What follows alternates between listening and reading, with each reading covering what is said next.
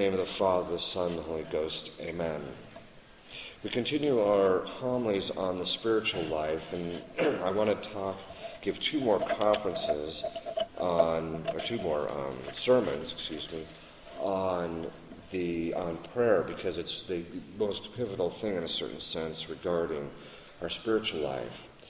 What we want to talk about today is meditation, and what it is, its methodology, how to prepare for it, and then there's a few books you can actually get to actually help you on it. As to the preparation, there should be at least some spiritual reading that is done. And the reason spiritual reading is done is in order to provide the person with a certain amount of material upon which they can reflect. Now, sometimes when people get more advanced in their spiritual life, or if they have a lot of theological knowledge, it's not a necessary thing. But most people actually need to do spiritual reading. This will also help you to get away from any distractions, which is the next thing. If you're going to meditate, you got to get away from everything. Get to a place that's quiet, where there's no distractions. Turn the phone off, turn the computer off, etc. Take a bit of time to focus your mind and heart, and sometimes doing a little bit of vocal prayer initially helps. Meditation is necessary in order to advance in your spiritual life. Again, as I mentioned, it's the entrance into all the higher levels of prayer, and it tells you ultimately the prayer life, where you're at in your prayer life tells you where you're at in your spiritual life. As to the meditation itself, The Ways of Mental Prayer, which is a good book to read, it's put out by Tan, by a priest named Lahodi, and it's one of the better books I've read. It's a dry book, it's a long read, but if you read it, you'll know what you need to know in order to do mental prayer or meditation, which are interchangeable. He says, the body of the meditation is the chief part of this exercise, and it occupies almost its whole time. In other words, when you're praying, you might do some preparation before and some things afterwards, but the meditation constitutes the bulk of what you're going to do. It consists of 4 acts, which form the essence of meditation. And these are considerations, affections, petitions, and resolutions. We reflect on a given subject, we turn it over in our mind again and again on every side in order to grasp it well and to become thoroughly impressed by it. We draw the conclusions and make practical applications which flow from it. This is the meditation properly so called. It is not merely a speculative study, stopping short at the knowledge of principle. In other words, it's not just to seek knowledge, but rather union with God. Its remote end is to strengthen our convictions in the course of time, and its immediate end is to call forth affections, petitions, and resolutions. In other words, meditation is where you take a particular topic and you reflect upon it, you think about it, and look at it from different points of view in order to try and love the doctrine, appreciate it, or use it as a means of becoming one with God. The end of prayer is union with God, whereas with study, it's knowledge. And that's the difference between prayer and study. Because sometimes people can't quite make the distinction, but it has to do with the end. Objects of meditation. Okay, so you have to take a thing, some object, something you're going to reflect upon, and consider it from a variety of different views. In the beginning stages of our spiritual life, the meditation is very discursive. You go from one thing to another, and or looking at the same thing from a variety of different points of views. But as you begin to ascend the heights of your spiritual life, the discursion begins to kind of slow down and comes to a certain point where it actually stops. But people have to start, at least in the beginning, by looking at it from a variety of different points of view in order to keep their faculties occupied. So what are some of the objects of meditation? Well, the principal one would be God, obviously. But sometimes he's a bit hard to consider, like the Trinity, various aspects of the Trinity, you can consider those. But there's also things like certain attributes he has, like his omnipotence, his omniscience. That means he knows everything. And reflect upon what that means in relationship to you. There's nothing you can hide from him, things of that sort. His benignity, that is, doing good things for us, both with respect to ourselves and with respect to those around us, the whole of creation, how he creates it and things of that sort. His benevolence, his goodwill, his mercy. So there can be a number of different things that you can consider in relationship to God. You can also consider Christ in the incarnation, a particular mystery of his life, a particular virtue that Christ demonstrated. As St. Thomas says, Christ preached all of the virtues from the cross. So if you come to knowledge of the various virtues, you can kind of take a particular virtue and see how it played itself out in Christ's life. And you can also look at his various perfections. The same thing with respect to the Mother of God. Now, normally you consider a created thing in relationship to God in some way. So in the relationship to Our Lady, you can consider how God adorned her with the various virtues and perfections, how he was the author of her life, the various events in her life, particular mysteries of hers, her sorrow when she was during Christ's passion, and things of this sort. You can consider the angels and the saints, their various perfections, or their role in salvation history. Then you can also take a particular mystery of the faith. So you can use the creed. You take a particular part of the creed. He rose, that all will rise from the living and the dead, and you can kind of, both living and the dead, or he's the judge of the living and the dead. You can look at that from a variety of points of view and how it impacts. And eventually you're going to rise. You're going to stand before Christ at the general judgment, things of that sort. You can take the Our Father. St. Teresa of Avila one time spent 2 hours in meditation just on the words, Our Father, without the rest of the Our Father. So there's a lot of source for meditation just in the Our Father, the Hail Mary, the various other prayers. You can just take a particular line of for meditation. Then there's also some other aspect of our particular devotion, which we can do, such as the Sacred Heart or the Immaculate Heart or something of this kind. It's also good to sometimes if you're beginning and you don't really know how to meditate well, if you read Lahodi, he goes into the different kinds of meditation. You can talk different methodologies like the Ignatian. There's different kinds of meditation that you can use, the Carmelite, and you can look at those, find out which one fits your disposition, start it. Now, sometimes people will get so rigidly fixed to a particular methodology of meditation. That's only necessary in the beginning stages. As you begin to advance in the spiritual life, the particular methodology will begin to wane and it'll begin to follow more of the general flow of your interior life, which is a good thing. But in the beginning stages, when people don't have a lot of virtue, that's very hard to do. So it's good to follow kind of a traditional meditation or use traditional prayers. A lot of the newer prayers that have been put out in the last 40 years are kind of banal, and so they don't really have a lot of meat for meditation. Then there's various litanies. Just take the Litany of the Sacred Heart or the Litany of the Blessed Virgin Mary and just take one of the lines, burning furnace of charity, which is, Sacred Heart of Christ, burning furnace of charity. You can just think about how he has a burning love for you, but burning means not just interiorly in him that he has a strong desire, but it also means he wants to burn away your imperfections. So the love of God is very often very hard on us. And that's until, as John of the Cross says, when we begin, our first experiences of God are painful, but not because of God, but because of our imperfections, which causes the pain. So that's something to always keep in mind.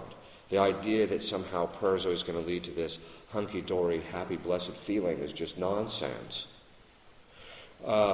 You can actually consider anything under the aspect of God, like a beautiful sunset or something like that, insofar as he is its cause. Here I'm not trying to suggest kind of the New Agey approach, but I'm just saying you can consider any, because the New Age tends to think that the sunset is God in some way, and that's not true. It's only its cause. Again, this isn't an intellectual exercise where you're trying to come to knowledge. It's principally a means of giving rise to affections and to love for God. When we examine ourselves with regard to the subject on which we are meditating, Lahodi says, to see whether our conduct is conformed to it, and what we fail and what remedies we are to employ. In other words, sometimes it's good to do an examination of conscience and consider how well we have lived up to our obligations to God. After consideration of God or an angel, some mystery of faith, we can compare it to how we've lived up to it or not. Our Lady was very virtuous in everything that she did. She was discreet. She didn't talk a lot. Did we talk too much? Is that something that we can consider? Things of that sort. The Lahodi goes on and says that certain affections arise from our own accord for the reflections that we have just been making. Thus, hell arouses repentance and conversion from sin. Heaven calls forth the content of this world and the thirst for eternal goods. In other words, that in this life, these things just will never give us full joy and happiness. There's always be something lacking. Our Savior's passion excites love, gratitude, confidence, contrition, humility, and the like. Examination ourselves gives rise to regret for past sins, the confusion in our present state, because the fact of the matter is that people who tend to think that they have a pretty good grasp of where they're at in their spiritual life are absolutely clueless, because generally speaking, they really don't know. And the more they advance, the more they realize just how utterly blind they are about where they are at. Also, it makes strong resolutions in the future. We may add that many other affections. In other words, there's a number of different things that kind of come from this. But we should prefer among those things that are most fundamental, Lahodi says. In other words, we should be striving not for any kinds of consolations. I'll talk a minute about different kinds of consolations that we have to be careful about. But the fact of the matter is that we should try to have affections. Now, affections doesn't mean emotions. It means sentiments. Now, what does sentiments mean? Well, in more normal English parlance, again, that means emotion, but that's not what they're talking about, the spiritual writers are talking about in the will. It gives arise in the will a desire to do the will of God, a love for God, and things of this sort. Now, true, emotions will fall from that, but those are not the principal things, and those are not the judge or the standard by which our spiritual life should be judged. Why? Because demons can cause emotions. They can cause consolations. And so they can give you some inclination, and if you bite on the consolation, it's a bit of a hold they have on you. And that's one of the real dangers of following spiritual and sensible consolations, because they can become attachments. Any attachment is analogous to taking a rag. You put it in front of a dog's face, it grabs onto it. Well, as soon as it grabs onto it, you just drag it around anywhere you want to drag it around. And that's the way demons are in our spiritual life. This is why you cannot make your emotions, you cannot make spiritual consolations or how you feel, in any sense, the judgment of where you're at spiritually, except knowing that God gives sensible and spiritual consolations in the beginning stages, because again, we're somewhat like dogs. When you're first training the dog, you give him the milk bone dog biscuit just to get him to kind of do the trick. But eventually you get him to the point where, okay, now you can do the trick, you don't need it anymore. Well, it's the same thing in the spiritual life. God kind of throws you these little spiritual cookies in order for you to get to do what you want, get you to do what he wants. But eventually, if you're advancing in your spiritual life, you're stripped entirely of those for long periods of time. And this is something that some people tend to think, there's something wrong, I'm not getting any consolation. No, it doesn't mean that. I mean, you might not get any spiritual consolation because you're sinful, but usually the spiritual consolations just are a sign that you're not as far as advanced as you think you should be. People tend to think, I'm getting a spiritual consolation, God must love me. Well, yeah, he does love you, but it has nothing to do with that. So then resolutions, we should make resolutions about it. Petitions. We should petition is an important point, and we should dwell upon it. We shouldn't dwell on it too long, but we should have faith and confidence and humility and perseverance in our petitions. And at the same time trying to come to think, okay, what can I do what would Our Lady do? How would we invoke the aid of our Lady or our Lord, or things of this sort? We should first ask for the graces which the subject of our prayer suggests. Help me to be more virtuous. Help me to, be more reliant on your grace and less on myself, things of that sort. And then add petitions for, divine love. Help me to love you more. I mean, how many people really ask God, help me to love you more perfectly? Very few, usually. Ask for final perseverance. Ask for the welfare of the church, our country, our house, our relations, the various souls in purgatory, things of this sort. Then there's, of course, resolutions. And in this, we tend to try, okay, when you come away from prayer, think to yourself, okay, what am I going to do to be better in a particular thing? And be precise and thoroughly practical. Don't just say, okay, I'll try and be better. That's not helpful. It's better to say, okay, I am just going to simply stop talking. Because every time I talk, I end up committing the sin of detraction. Okay, so it's something to that sort. And ask that God give you the grace to keep your resolutions. And you should be thanking God towards the end for all of the things that he has given you. That is, not just your traditional faith, but even the ability to pray. Okay, some general observations. Worldly motives, I want to look good, so I'm going to go pray, or things of that sort, should not motivate us to prayer. But supernatural motives, and what are supernatural motives? Those which flow from the love of God, ultimately. Avoid desires for sensible and spiritual consolations, as I mentioned before. A sensible consolation is something in the body, it's something that you can feel. Whereas a spiritual consolation is usually in the intellect and will, that a person comes to some kind of knowledge which gives us a pleasure about God. Those are good, but St. John of the Cross makes it very clear they are only useful goods. In other words, you don't reject them, but you don't make them the end for which you are praying. This is one of the fundamental problems with the charismatic renewal. They tend to presume in their prayer that if they get sensible and spiritual consolations, it's a form of God's approbation, and that is just completely false.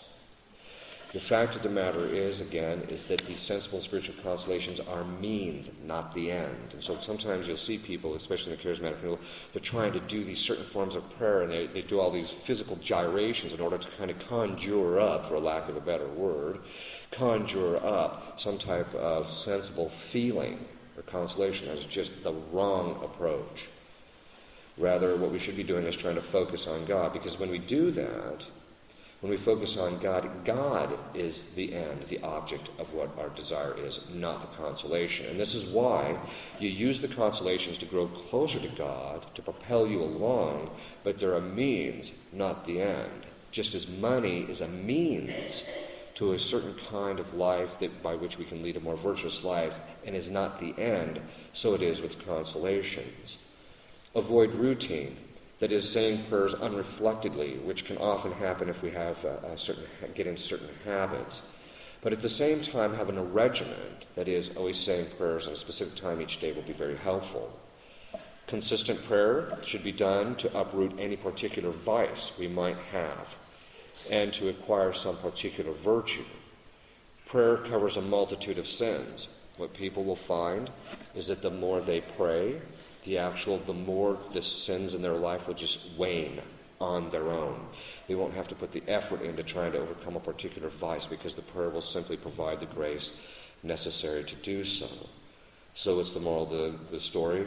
You have to pray consistently, but you should be working and developing your meditation. In the name of the Father, the Son, and the Holy Ghost. Amen.